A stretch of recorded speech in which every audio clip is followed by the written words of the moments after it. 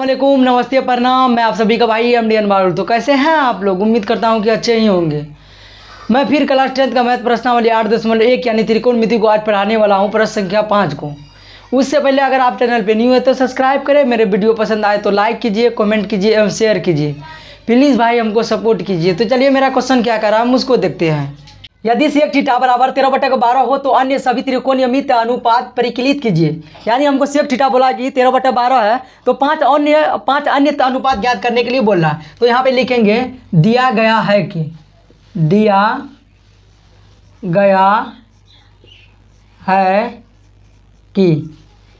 क्या दिया गया, यानी दिया गया सेक थीटा बराबर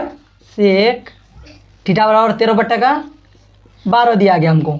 सेक थीटा बराबर क्या होता है? एच बटे का बी होता है, एच बटे का बी होता है। यानी कि हमको कर्ण और आधार क्या है मालूम है। अब हमको निकालना क्या पड़ेगा? हमको निकालना पड़ेगा पी, यानी कि लंब निकालना पड़ेगा, परपेंडिकुलर यानी कि लंब निकालना पड़ेगा। तो चलिए आइए त्रिभुज के माध्यम से हम लोग समझते हैं। एक त्रिभुज बनाते हैं, एक त्रिभुज बना रहे हैं यहाँ पे समकोण त्रिभुज बनाएंगे एक छोटा सा।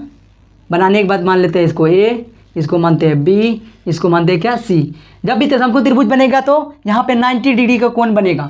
तो 90 डिग्री कोण बनेगा और इसको बोलते हैं परपेंडिकुलर, यानी किसी को बोला जाता है लंब, और इसको बोलते हैं बेस, यानी किसी को बोला जाता है आधार, और इसको बोलता है हाइपोटेनस, यानी कि कर्ण।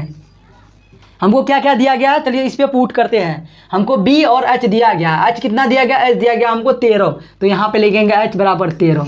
और बी क्या दिया गया? बी दिया गया मेरा यानी बेस, यानी कि आधार कितना दिया गया? 12 दिया गया। तो हमको अब क्या मालूम करना पड़ेगा? पी मालूम करना पड़ेगा, यानी कि लंब मालूम करना पड़ेगा। तो चलिए मालूम करते हैं। सबसे पहले यहाँ लिखेंगे प्रश्न से। क्या लिखेंगे? यहाँ लिखेंगे प्रश्न से, और प्रश्न से। तो पी मालूम करने के लिए एक सूत्र होता है पाइथागोरस परिमेय बराबर। तो चलिए लिखते हैं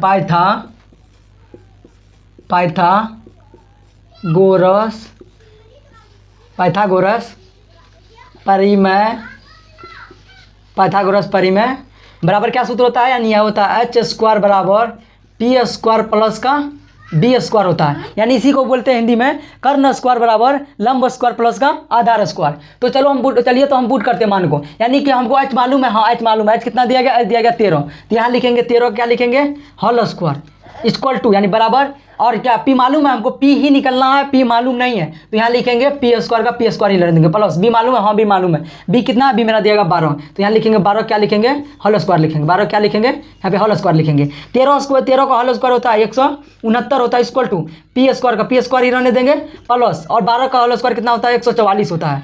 तो यहाँ पे 169, 144 इस साइड प्लस में, तो इधर आ गया क्या? माइनस हो जाएगा। 144 169 माइनस कितना हो जाएगा? 144 बराबर क्या बच जाएगा मेरा? P square. इधर ले लेते हैं तो यहाँ हो जाएगा मेरा पी स्क्वायर बराबर, यानी दोनों घटाने के बाद मेरा आ जाएगा 25, और पी स्क्वायर हटो तो क्या लगेगा? रूट अंडर क्या हो जाएगा? 25। इसलिए यहाँ पे रूट लगा तो यहाँ 5 का स्क्वायर क्या होता है? 25 होता है। यानी पी बराबर मेरा कितना निकला? 5। तो यहाँ पी बराबर लिखेंगे 5।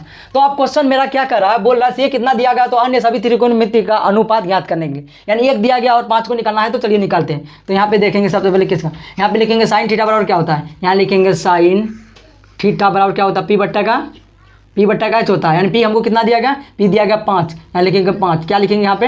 यहाँ पे लिखेंगे 5, और एच कितना दिया गया? यहाँ दिया गया 13। उसके बाद कोस थीटा बराबर क्या होता है? यहाँ कोस थीटा बराबर हमको होता है बी बट्टा का एच, यानी कि आधार बट्टा क्या होता है? कर्ण। हमको बी कितना दिया गया? 12, और एच कितना दिया गया? 13। तो उसके बाद यहाँ पे टेन थीटा बराबर क्या होता है? टेन थीटा बराबर होता है हमको टेन थीटा और पी बट्टा का बी, यानी कि लंब बट्टा का क्या होता है? आधार। पी कितना दिया गया? 5, और बी कितना दिया गया? बी दिया गया हमको 12। तो यहाँ पे लिखेंगे बी कितना देगा? 12। अब जब हमको 3 मालूम चल जाएगा तो वही 3 को पलटा करके हम 6 को निकाल सकते हैं। तो चलिए 3 को लिखे। साइन गुंटा क्या हो जाएगा? साइन गुंटा मेरा हो जाएगा कोसेक थीटा। क्या हो जाएगा? Cosec theta. साइन गुंटा क्या हो जाएगा? कोसेक थीटा बराबर क्या होता है? इसी को पलटा देंगे, यहाँ हो जाएगा एच बट्टा का पी, यानी एच इसी को लिख देंगे 13 बट्टा का, यहाँ क्या लिखा जाएगा? 5। उसके बाद कोस गुंटा क्या होता है? कोस गुंटा होता है सेक थीटा। क्या होता है? सेक थीटा बराबर क्या होता है? यानी इसी को पलटा देंगे, एच बट्टा का बी हो जाएगा। तो आज हमको कितना दिया गया? इसी को पलटा देंगे 13 बट्टा क्या हो जाएगा?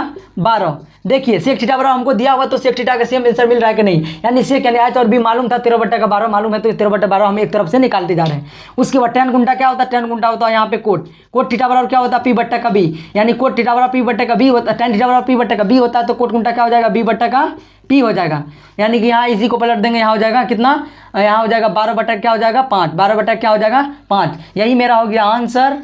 यही मेरा क्या हो गया आंसर। मेरे वीडियो में बने रहने के लिए धन्यवाद। मेरे वीडियो पसंद आए तो लाइक कीजिए, कमेंट कीजिए एवं शेयर कीजिए। प्लीज़ हमको सपोर्ट कीजिए। इससे पहले मैं 4 वीडियो में यानी क्वेश्चन नंबर 1, क्वेश्चन नंबर 2 और 3, 4 को हम हल कर चुके हैं। जो नहीं देखे जा करके सबसे पहले त्रिकोणमिति का वीडियो उसमें बना दिए, जा करके देख ले।